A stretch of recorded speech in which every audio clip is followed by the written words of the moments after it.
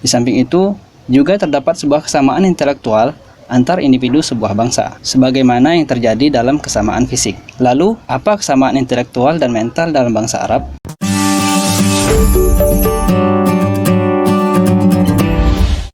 Assalamualaikum warahmatullahi wabarakatuh. Sahabat-sahabat sekalian, selamat datang kembali di Al-Bara Channel. Pada kesempatan ini, kita akan melanjutkan kembali resum kitab yang mana pada pembahasan sebelumnya kita telah selesai pada pasal kedua. Pada video kali ini, kita akan melanjutkan pada pasal ketiga, yaitu tentang tabiat intelektual bangsa Arab.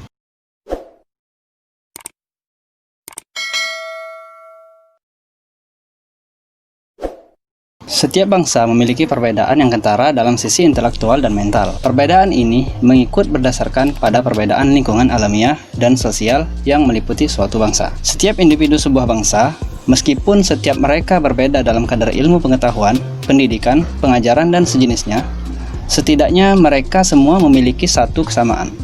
Persamaan tersebut dapat diketahui dari tampilan fisik mereka. Di samping itu, juga terdapat sebuah kesamaan intelektual antar individu sebuah bangsa, sebagaimana yang terjadi dalam kesamaan fisik. Lalu, apa kesamaan intelektual dan mental dalam bangsa Arab?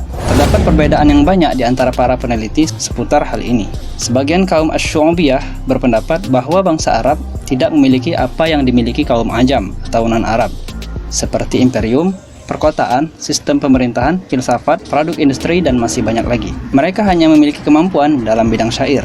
Kemampuan itu pun juga dimiliki oleh kaum Ajam. Pendapat tersebut dibantah oleh Al-Jahiz dengan membandingkan antara bangsa Arab dengan Ajam. Ia berpendapat bahwa banyak kitab-kitab yang berjilid-jilid di bangsa India, sedangkan tidak diketahui siapa pengarangnya. Kitab-kitab tersebut hanyalah kitab yang diwariskan secara turun-temurun. Lalu, bangsa Yunani memiliki filsafat, tetapi mereka sendiri lisannya tidak fasih. Bangsa Persia memiliki para orator, tetapi semua ucapan mereka keluar dengan proses berpikir yang panjang terlebih dahulu dan usaha yang keras. Sedangkan bangsa Arab, apapun yang keluar dari lisannya bersifat impromptu atau spontan, bagaikan ilham, keluar dengan mudah dan mengalir. Mereka adalah kaum yang tunaaksara. Jiwa mereka tidak terbebani, untaian kalimat yang indah sangat menonjol di tengah mereka, dan mereka lebih ahli dalam hal itu. Mereka tidak seperti kaum yang menghafal ilmu dari orang lain dan mengikuti arahan dari orang terdahulu mereka, sehingga mereka hanyalah menghafal apa saja yang terpaut erat dengan hati nurani mereka, serta jiwa dan akal mereka saling berinteraksi tanpa rasa beban. Kemudian pendapat Ibnu Khaldun, bangsa Arab adalah bangsa yang masih berwatak atau berkarakter alami. Jika mereka mengalahkan sebuah wilayah, mereka dengan cepat menghancurkannya, karena mereka adalah bangsa yang barbar. Mereka adalah kaum yang saling berlomba dalam hal kekuasaan. Sangat jarang salah seorang mereka menyerahkan urusan pemerintahannya kepada orang lain, meskipun itu adalah orang terdekatnya, seperti ayah, saudara, atau keturunannya. Karena hal itu membuat banyak otoritas pemerintahan yang kemudian melemahkan pemerintahan tersebut. Bangsa Arab adalah bangsa yang paling sulit tunduk terhadap sesama mereka, dikarenakan sikap keras, bengis, ambisius, dan persaingan dalam kekuasaan. Oleh sebab itulah, sebuah otoritas kekuasaan tidak dapat terwujud di antara mereka, kecuali disertai dengan corak atau kecenderungan agamis berupa kenabian, kewalian, atau sebuah pengaruh besar berupa agama secara menyeluruh. Bangunan yang mereka dirikan sangat rentan roboh karena minimnya perhatian mereka terhadap pemilihan perencanaan perkotaan, lokasi, kualitas udara, air, dan tempat bercocok tanam dan ternak. Mereka jauh dari semua hal ini. Mereka hanya memberikan atensi pada ternak unta mereka dan tidak memperdulikan airnya jernih ataupun keruh, banyak ataupun sedikit, dan tidak pula peduli pada kesuburan tanaman dan tumbuhan. Mereka sangat jauh dari barang-barang produksi,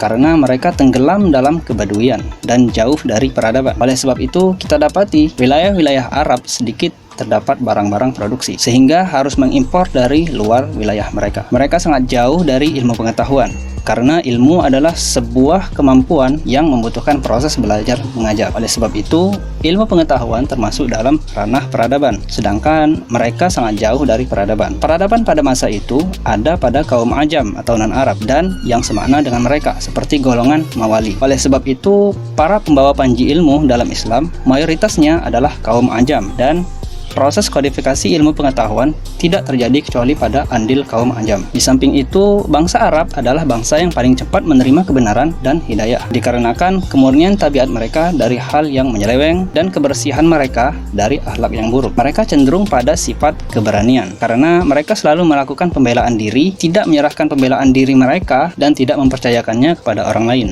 Oleh sebab itu, mereka selalu membawa senjata. Mereka senantiasa dikenal di tengah bangsa-bangsa lain sebagai bangsa yang fasih dalam ucapan dan keluasan lisan. Selanjutnya, pendapat Auliri. Orang Arab dianggap sebuah sampel orang yang materialis, yang memandang sesuatu hanya dengan pandangan materialis, tidak menilai harga sebuah hal, melainkan berdasarkan manfaat yang diberikannya. Perasaannya dikuasai oleh sifat ambisius, tidak memiliki ruang imajinasi ataupun rasa simpati, tidak banyak condong kepada agama, tidak memberikan atensi terhadap suatu hal kecuali berdasarkan pada kadar manfaat praksis yang dihasilkannya. Jiwanya dipenuhi oleh rasa wibawa diri. Kemudian pendapat Al-Alusi, karena bangsa Arab adalah bangsa yang paling matang akalnya dan wibawanya, paling fasih lisannya, paling jago pemahamannya, menyebabkan mereka memiliki banyak kelebihan. Lalu pendapat Ibnu Rashid, bangsa Arab adalah bangsa terbaik yang hikmahnya paling mulia, dan masih banyak lagi pendapat para peneliti lainnya.